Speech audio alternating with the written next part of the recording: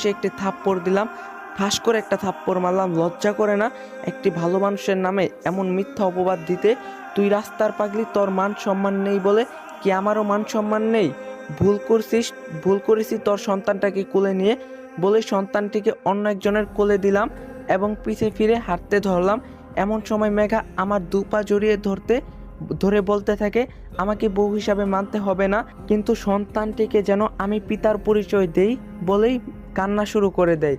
মেঘার এমন আচরণে ওর চুলের মুঠি ধরে একটি ধাক্কা মেরে সেখান থেকে হনহন করে বাসায় চলে আসি এবং ভাবতে থাকি এর হাত থেকে বাঁচার উপায়। সারাদিন ভেবেচিন্তে একটি উপায় বের করলাম। উপায়টি হলো সন্তানটিকে মেরে ফেলতে হবে, মেরে ফেললেই কাহিনী শেষ, যেই ভাবা সেই কাজ। রাত যখন 2টা বাজে এমন সময় ঘুম থেকে উঠলাম এবং হাতে একটি ছুরি নিয়ে রওনা হলাম মেঘার উদ্দেশ্যে। প্রায় 10 মিনিট পর গন্তব্যস্থানে এসে দেখতে পাই মেঘা তার সন্তানকে বুকে